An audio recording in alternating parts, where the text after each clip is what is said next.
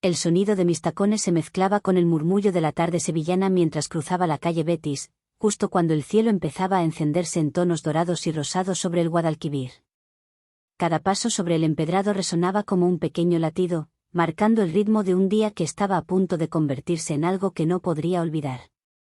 Llevaba un vestido de satén negro, ceñido en la cintura y con un escote discreto, pero lo bastante abierto como para dejar respirar mi piel. La tela caía en ondas suaves hasta mis rodillas, acompañando el movimiento de mis caderas con una elegancia calculada. Mis tacones eran finos, de charol, y brillaban con cada farola que se encendía. El aire olía a jazmín y azahar, mezclándose con el perfume que había elegido esa tarde, ligero, con un toque amaderado, el tipo de aroma que deja una estela que no se olvida fácilmente. Tras años huyendo de un pasado que prefería no nombrar, por fin había encontrado mi pequeño refugio, un ático cerca del río, en un edificio antiguo con azulejos desgastados y barandillas de hierro forjado. Desde la terraza podía ver el reflejo de las luces en el agua, escuchar las risas lejanas de los bares y fingir que todo lo que había ocurrido antes pertenecía a otra vida. Me detuve frente al portal, acariciando con la yema de los dedos la llave fría. Respiré hondo. Solo quería una noche tranquila, una copa de vino, quizá un libro, y silencio. Mucho silencio. Pero el destino, en Sevilla, nunca parece dispuesto a dejar las cosas tan fáciles. Cuando abrí la puerta del ático, un escalofrío me recorrió la espalda. No estaba sola. Había una figura apoyada en el marco del salón, con los brazos cruzados y la luz tenue de la lámpara recortando su silueta. Una camisa de lino blanco, ligeramente remangada, unos pantalones oscuros bien ajustados y unos zapatos pulidos que contrastaban con la madera antigua del suelo. Su postura era relajada, casi insolente, pero sus ojos lo traicionaban. «Tardas lo mismo que siempre», dijo con una media sonrisa. «Lucía». Mi nombre en sus labios sonó a algo que creía enterrado. Sentí las piernas flaquear un instante. «Marcos», susurré, apenas con voz. Hacía años que no lo veía. Años desde aquella última discusión en Madrid, desde el último mensaje sin responder, desde el último «ya hablaremos», que nunca llegó. Había sido muchas cosas para mí, mi colega, mi mejor amigo, mi amante en tiempos confusos, y, sobre todo, el recordatorio de todo aquello de lo que había intentado escapar. Pero allí estaba. En mi refugio. «¿Qué haces aquí?», pregunté, intentando que mi voz sonara firme. Él inclinó ligeramente la cabeza, observándome, como si quisiera descifrar qué quedaba de la Lucía que conoció. «Tenía que verte», respondió, sin apartar la mirada. Y Sevilla parecía un buen lugar para empezar de nuevo. Noté su mirada descender fugazmente por mi vestido, detenerse un segundo en mis tacones y volver a subir hasta mis labios. No había nada abiertamente indecente en ello, pero su forma de mirar hacía que el aire se volviera más denso, más pesado. «Pasa», murmuré al fin, haciéndome a un lado. Mi ático, que hasta entonces había sido un santuario íntimo, de repente se sentía demasiado pequeño. Marcos caminó por la estancia con una confianza que me resultaba peligrosamente familiar, como si cada mueble, cada cuadro, pudiera contar historias que todavía no existían, pero que ya estaban esperando nacer. Dejó una mochila de viaje junto al sofá y se giró hacia mí. «¿Te molesta?», preguntó, aunque su tono insinuaba que ya sabía la respuesta. «Un poco», admití. «Pero ya estás aquí». Preparé 2 copas de vino tinto mientras intentaba ignorar cómo el reflejo de su figura aparecía en la puerta del pequeño balcón. Hablamos de cosas superficiales, su trabajo en Barcelona, mis clases en la universidad, el caos de los turistas en el centro histórico. Cada frase era corta, medida, como si ambos camináramos por una cuerda floja tensada sobre un abismo de recuerdos. Sin embargo, por debajo de las palabras flotaba algo más. Cada vez que nuestros ojos se cruzaban, una corriente sutil me recorría la columna, como si el sonido de mis propios tacones siguiera retumbando dentro de mi pecho. «No has cambiado tanto», comentó él de repente, dejando la copa en la mesa. «Sigues entrando en una habitación como si todo el mundo tuviera que girarse a mirarte». Bajé la mirada hacia mi vestido, jugueteando con el borde del escote. Solo es un vestido, respondí, pero mi voz sonó más suave de lo que pretendía. ¿Y unos tacones? No, negó lentamente. Es la forma en que los llevas. Durante un segundo, el silencio fue demasiado intenso. Me sentí desnuda, pero no por la falta de ropa, sino por la forma en que él parecía ver más allá de la tela y los adornos. Me levanté, buscando refugio en el balcón, la barandilla fría al contacto con mis manos me devolvió un poco de claridad. La ciudad se extendía frente a nosotros, el río, los tejados, las luces titilantes. Marco se colocó a mi lado, manteniendo una distancia prudente, pero lo bastante cerca como para que el aroma de su colonia, mezclado con el mío, creara una especie de burbuja invisible alrededor. Podrías haber avisado, dije, sin mirarle. No me gustan las sorpresas. Antes sí, replicó, con un deje de nostalgia. Te encantaba improvisar. Antes era otra persona. No respondió. De reojo, vi cómo apoyaba los antebrazos en la barandilla, sus manos grandes, de dedos largos, relajadas, pero cargadas de una inquietud que reconocía. Conocía esas manos. Habían recorrido mi cuerpo en otro tiempo, en otra ciudad, en otra vida que ahora prefería recordar como si fuera una película ajena. Regresamos al interior cuando el aire empezó a refrescar. La noche avanzaba y, sin embargo, ninguno de los dos parecía dispuesto a ponerle punto final. La cena consistió en algo sencillo, tapas improvisadas con lo que había en la nevera, pan crujiente y más vino. Marco se quitó la chaqueta, aflojando el primer botón de la camisa. Un gesto trivial, pero que afectó a la forma en la que lo veía.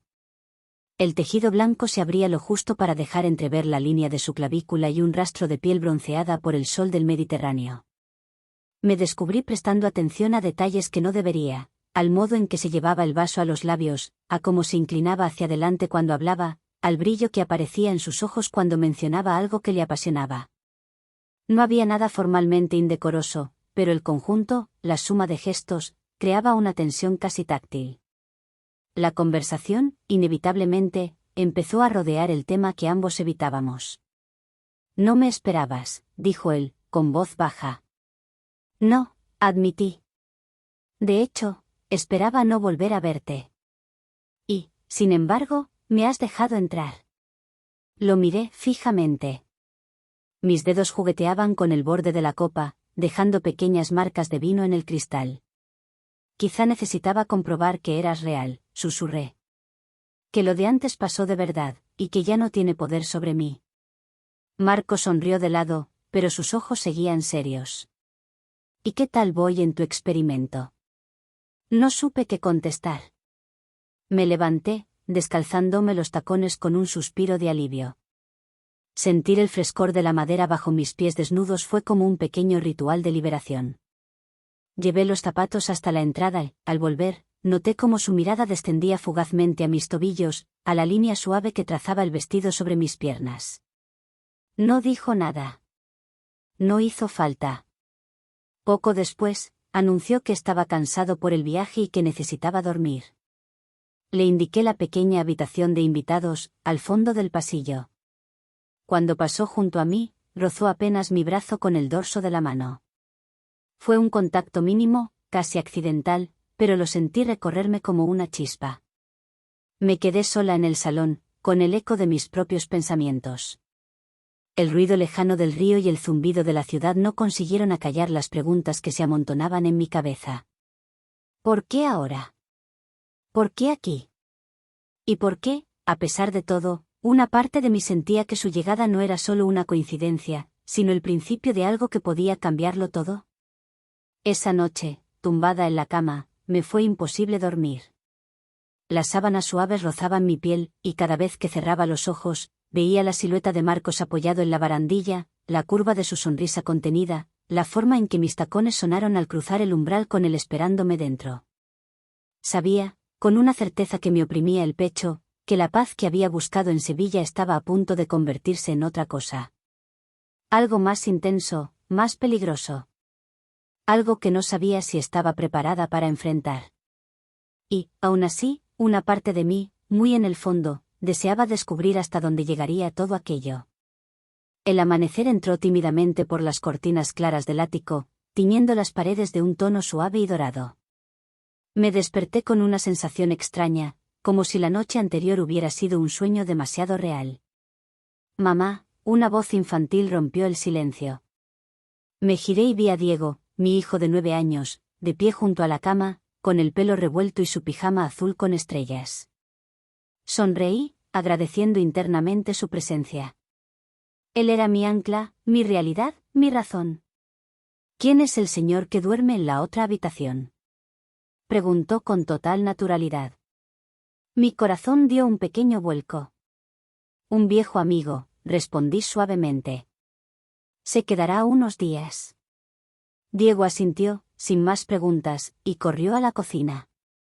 Me levanté con calma, eligiendo esta vez un vestido ligero color coral, con botones pequeños en el pecho y mangas vaporosas. Me recogí el cabello en un moño suelto y me calcé unas sandalias delicadas de cuero claro. Cuando entré en la cocina, Marcos ya estaba allí, sirviendo zumo mientras Diego le hablaba sin parar sobre su escuela, su perro imaginario y su sueño de ser futbolista.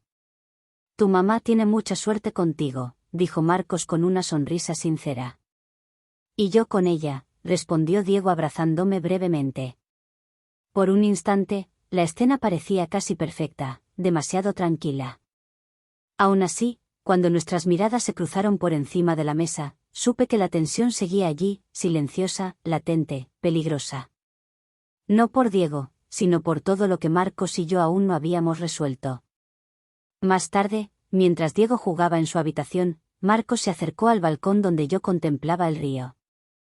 Llevaba una camisa gris clara, abierta en el cuello, y su voz sonó más suave que la noche anterior.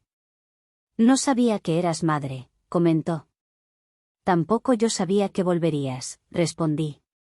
Una media sonrisa cruzó su rostro. «Sigues siendo igual de intensa, Lucía. Y tú igual de imprudente». El silencio descendió entre nosotros como una sombra tibia. El viento movió ligeramente mi vestido, acariciando mis piernas con una sutileza casi provocadora, aunque totalmente inocente. Sentí su mirada, no invasiva, pero llena de preguntas no formuladas. En ese momento, el teléfono de Marcos vibró. Su expresión cambió al instante. «Tengo que salir un momento», dijo, apartándose. «Es algo importante». Observé cómo se alejaba por las escaleras, dejando tras de sí una inquietud que no supe explicar. Desde el pasillo, la voz de Diego volvió a sonar alegremente, ajena a todo. Y yo me quedé allí, con la sensación de que la llegada de Marcos no solo removía mi pasado, sino que empezaba a amenazar la frágil calma que había construido para mi hijo y para mí. Marcos regresó cuando el cielo comenzaba a oscurecerse, y Sevilla se llenaba del rumor suave de la noche. Yo estaba sentada en el salón, con Diego dibujando en la alfombra y el televisor encendido como simple fondo. Su expresión ya no era ligera. Había algo tenso en su mirada, una sombra que no se atrevía a nombrar. «Perdona», dijo en voz baja. «No pretendía desaparecer así». «No es eso», respondí con calma. «Es la forma en que miras el mundo, como si siempre fuera a romperse». Diego levantó la vista. «¿Te vas a quedar a cenar otra vez?», preguntó inocente. Marcos sonrió, pero su sonrisa no llegó a los ojos. «Si tu madre me deja, claro». Asentí sin responder. Preparé una cena sencilla, pero cuidada. Me cambié a un vestido azul oscuro, fluido, que se ajustaba suavemente a mi figura y dejaba entrever la línea elegante de mi cuello. Un pequeño collar plateado descansaba sobre mi piel como un detalle discreto, casi íntimo. Durante la cena, todo parecía normal, demasiado normal. Pero cuando Diego se fue a dormir y el silencio volvió a apoderarse del ático, Marcos se acercó a la ventana junto a mí. Su presencia se sentía cerca, cálida, inquietante. «No debería estar aquí, Lucía», murmuró. «Pero tampoco quiero marcharme». El viento movió ligeramente mi cabello. No lo aparté. «Entonces dime la verdad», susurré. «¿Qué problema te sigue desde Barcelona?». Sus ojos se oscurecieron. «No es solo un problema. Es una persona. En ese instante, su móvil volvió a vibrar. Esta vez, pude ver el nombre en la pantalla. Clara. Él no respondió de inmediato. Me miró, como esperando alguna reacción, pero yo ya sentía ese nudo conocido en el pecho, el presagio de algo que aún no comprendía, pero que sabía que dolería. No es lo que crees, dijo. Entonces no me digas nada, respondí con suavidad, dándole la espalda. Porque sea lo que sea, estás trayendo tus sombras a mi casa. Esa noche, mientras me deslizaba bajo las sábanas, escuché cómo Marcos hablaba en voz baja por teléfono en el balcón.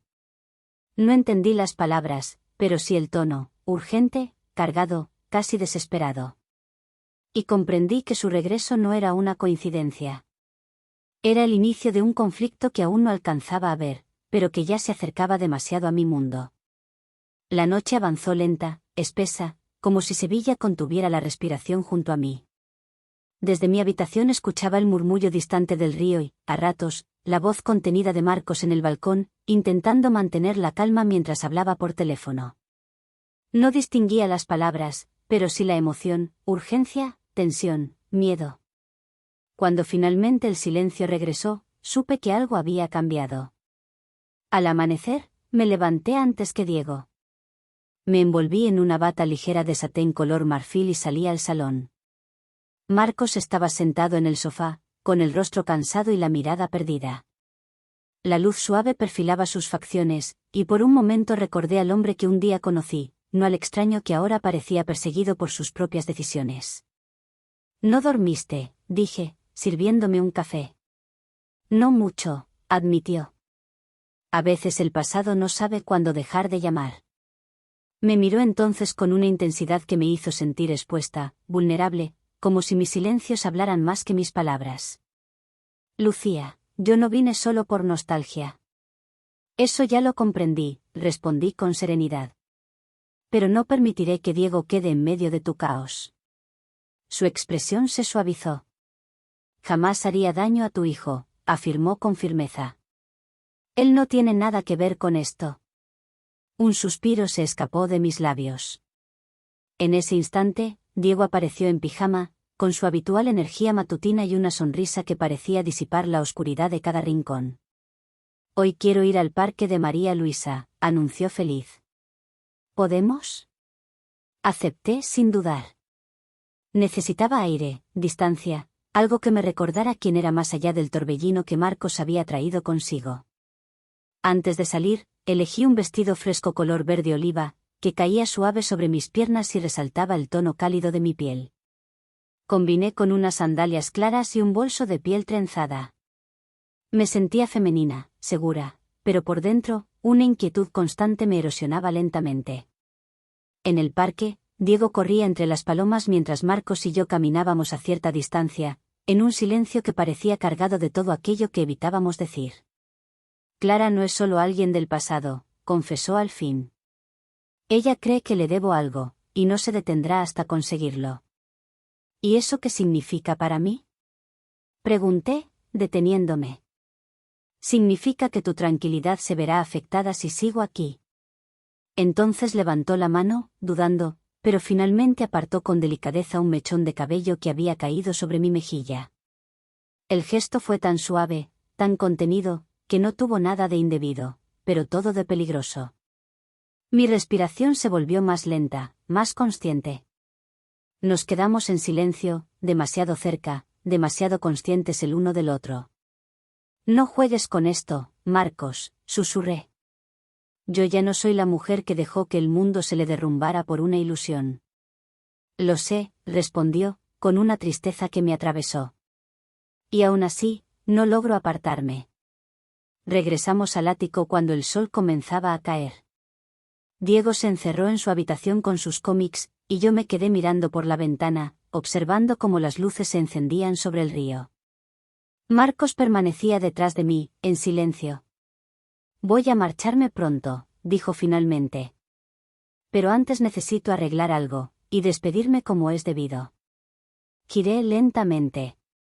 Su mirada ya no era solo intensa. Era contenida, decidida, cargada de un adiós que aún no tenía forma.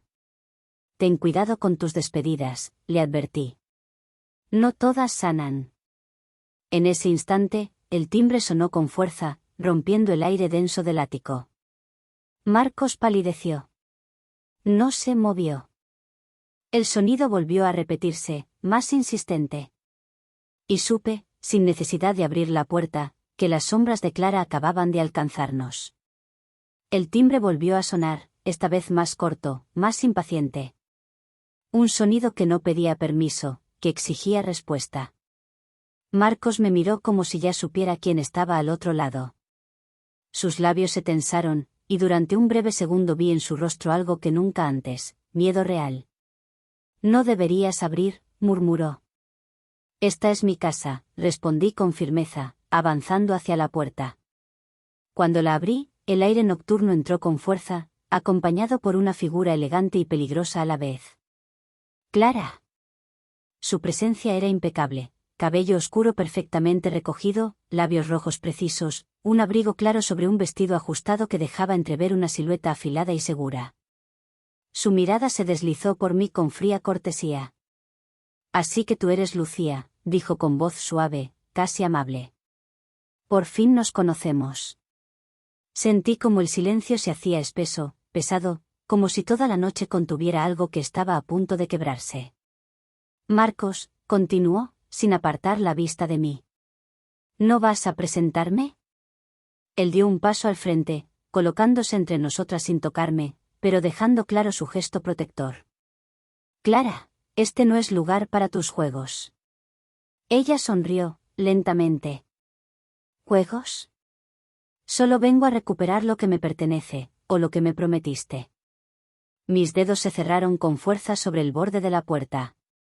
No sabía qué exactamente los unía, pero comprendí algo esencial: yo no era parte de su pasado, pero sí podía convertirme en su punto más vulnerable. Desde el pasillo, la voz de Diego resonó con inocencia. Mamá, ¿quién es? Clara giró la cabeza, sorprendida. Su expresión cambió apenas un instante, como si algo inesperado hubiera alterado su estrategia. No sabía que había un niño, musitó. Y no tienes por qué saber nada más, respondí con frialdad. El silencio volvió a caer. Marcos respiró hondo. Clara, vete. No aquí. No, ahora. Ella sostuvo su mirada durante un largo segundo, y luego se inclinó ligeramente hacia mí, susurrando con una delicadeza inquietante. Ten cuidado, Lucía. Marcos no huye sin motivo. Y cuando alguien lo persigue, nunca es por amor. Sin añadir nada más, se dio la vuelta y desapareció por las escaleras, dejando tras de sí una estela de perfume amargo y amenaza silenciosa. Cerré la puerta despacio. Marcos no dijo nada. Solo me miró, como si quisiera pedirme perdón por todo aquello que aún no me había contado. Esto se ha complicado, susurré. Y aún no has visto nada, respondió. En ese instante, su móvil vibró de nuevo. Esta vez no fue Clara. En la pantalla apareció un mensaje sin remitente conocido. Sabemos dónde estás. No cometas el error de quedarte. Levantó la vista hacia mí, y supe que aquella historia ya no era solo una sombra del pasado, sino una amenaza que acababa de comenzar. Y mientras el río seguía su curso bajo la luz de la luna sevillana, comprendí que la verdadera pregunta no era si Marcos debía quedarse, sino si yo estaba preparada para descubrir quién era realmente.